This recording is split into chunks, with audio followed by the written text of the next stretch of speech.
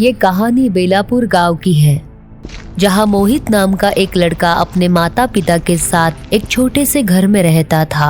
मोहित को पढ़ने का बहुत शौक था, मगर मोहित के माता पिता के पास इतना पैसा नहीं था कि वो मोहित को स्कूल भेज सके। इसी कारण मोहित के पढ़ने की ख्वाहिश अधूरी रह जाती है। एक दिन मोहित अपने माता पिता से कहता है, पिताजी, मैं पढ़ना चाहता हूँ। मैं भी दूसरे बच्चों की तरह स्कूल जाना चाहता हूँ। बेटा, मेरे पास इतने पैसे नहीं है कि मैं तुम्हें स्कूल भेज सकूं। बेटे, पढ़ाई करना हम जैसे गरीब लोगों की बस की बात नहीं है। आज से तुम रोज मेरे साथ जंगल में लकड़ियां काटने आओगे। पापा, मुझे पढ़ना है। गांव के सारे बच्चे मुझ पे हंसते हैं और कहते हैं कि मैं जीवन में कुछ नहीं कर सकता। मैं जंगल नहीं जाऊंगा पापा। मैंने कहा तू मेरे साथ जंगल चलेगा तो चलेगा, बस। माँ। बेटे, पिताजी के साथ कुल्हाड़ी लेकर जंगल जा, यही हमारा भविष्य है। मोहित ना चाहते हुए भी कुल्हाड़ी लेकर अपने पिता के साथ जंगल में लकड़ियां काटने जाता है। लकड़ियां काटते काटते दोपहर हो जाती है। बेटे, आज तुम्हारा पहला दिन है, थक गए होंगे। जाओ, उस पेड़ के नीचे थोड़ा आराम कर लो। मोहित आराम करने के लिए पेड़ की ओर जाने लगा। तब उसे एक किताब दिखाई देती है। अरे, जंगल में किताब? लगता है भगवान ने मेरी सुन ली। मुझे पढ़ाई का शौक है ना, इसलिए भगवान ने किताब भेज दी। मोहित किताब लेकर जैसे ही खोलता है, किताब के पहले ही पन्ने पर लिखा था, आज तेरे पिताजी को सोने की घड़ी मिलने वाली है। यह पढ़कर मोहित हैरान हो जाता है। सोने की घड़ी मिलने वाली है? कहीं यह जादुई किताब तो नहीं? तभी अचानक रमेश हाथ में सोने की घड़ी लेकर दौड़ता हुआ मोहित के पास आता है। मोहित, देखो, मुझे सोने की घड़ी मिली है। क्या? आपको सोने की घड़ी मिली? मगर ये कैसे संभव है? क्यों संभव नहीं है? ये देखो, सोने की घड़ी मुझे सच में मिली है। हाँ, मगर ये कैसे हो सकता है? क्या कैसे हो सकता है? जरा खुल के बताओ। तभी मोहित किताब में लिखी भविष्यवाणी अपने पिता को दिखाता है, जिसमें लिखा होता है कि आज तेरे पिताजी को सोने की घड़ी मिलने वाली है। इसका मतलब ये किताब भविष्यवाणी बताने वाली किताब है। हाँ पिताजी, और किताब में लिखी हुई भविष्यवाणी सच हो गई, क्योंकि आपको सोने की घड़ी मिल गई। बेटा, क्या ये सच में भविष्यवाणी बताने वाली किताब है? यह जानने के लिए इस किताब को दोबारा खोलना पड़ेगा। क्या मतलब? मतलब ये कि एक बार फिर इस किताब को खोलकर देख कि इसमें क्या लिखा है। मोहित किताब को दोबारा खोलता है और इस बार किताब में लिखा था, कुछ ही देर में तुम्हारी माँ ढेर सारे सोने के सिक्के लेके तुम्हारे पास दौड़ती चली आएगी। यह पढ़कर दोनों अचंभित रह जाते हैं।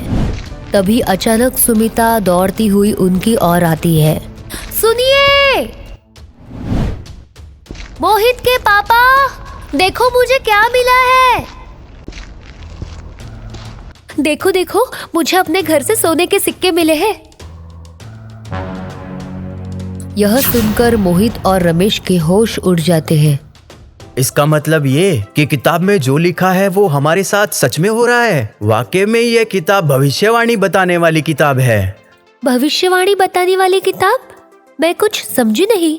तभी मोहित अपने माँ को भविष्यवाणी बताने वाली किताब के बारे में समझाता है। इसे सुनकर सुमिता खुशी के मारे पागल हो जाती है।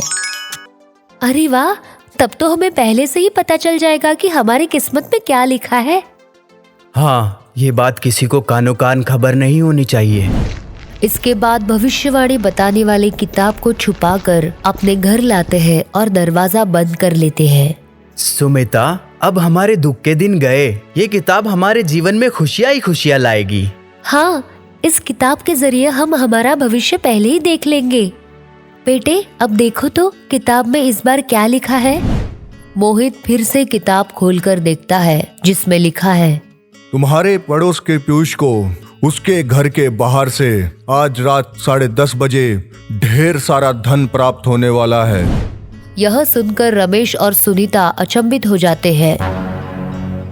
सुना आपने? हमारे पड़ोसी पीयूष भाई को ढेर सारा धन प्राप्त होने वाला है। चलिए ना ये खुशखबर उन्हें बताते हैं। पागल हो गई है क्या? दिमाग विमाग है कि नहीं? क्यों? सोचो, अगर वो धन हमें मिल गया तो? अरे भाई, हमारी तो चांदी चांदी हो जाएगी ना। इसके लिए हमें क्या करना होगा? भविष्यवाणी में लिखा है पीयूष को आज रात 10:30 बजे धन मिलेगा। हाँ तो? हम 9:30 बजे ही धन को वहाँ से उठा लेंगे। वाह पिताजी, क्या दिमाग पाया है। तो चलो, हम अभी वहाँ जाकर धन निकाल लेते हैं। सुमिता, तुम दामिनी भाभी को बातों में उलझा कर रखना, और मोहित, तुम पीयूष भाई को उलझा कर रखना। तब तक मैं उनके आंगन से खुदाई करके सारा धन बाहर निकाल लूंगा।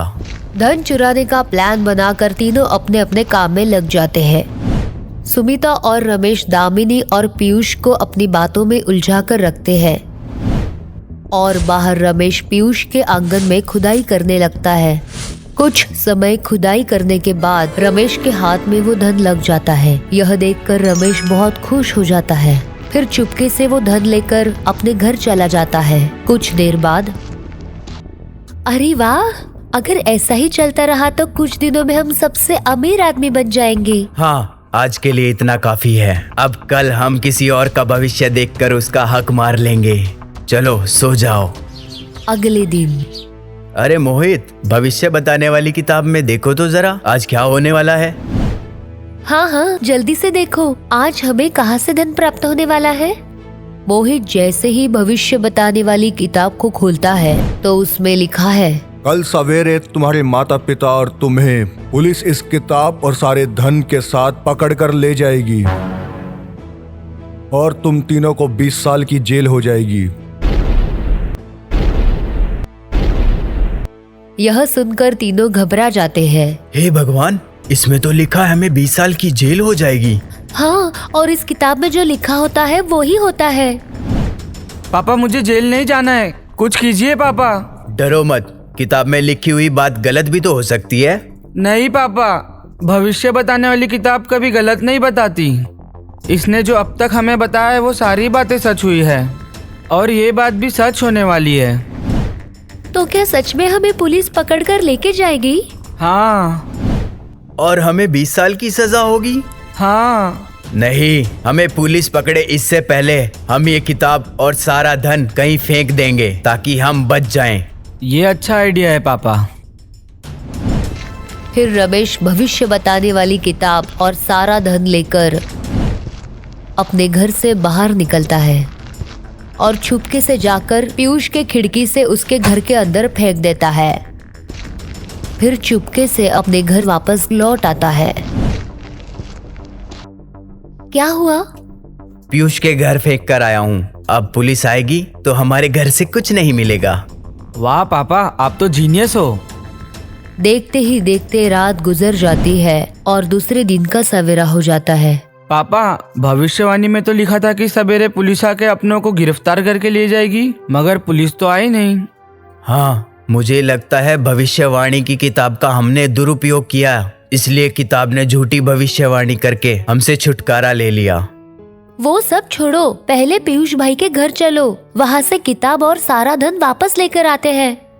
हाँ पापा, अगर पीयूष भाई के हाथ वो किताब और धन लग गया तो हम तो बर्बाद हो जाएंगे। हाँ हाँ, चलो चलो। आनंद फानंद में तीनों लोग किताब और धन लेने के लिए पीयूष भाई के घर जाते हैं, मगर वहां जाते ही वो देखते हैं कि पीयूष भाई के घर पर तो ताला लगा होता है।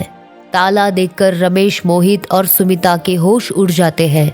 तीनों रोने लगते हैं कि उनके हाथ से भविष्य बताने वाली किताब और सारा धन हमेशा के लिए जा चुका होता है। लालच इंसान को अंधा बना देती है। अगर मोहित बार बार उस किताब में भविष्य नहीं देखता तो आज उसके पास वो सब होता जो उसने खोया था।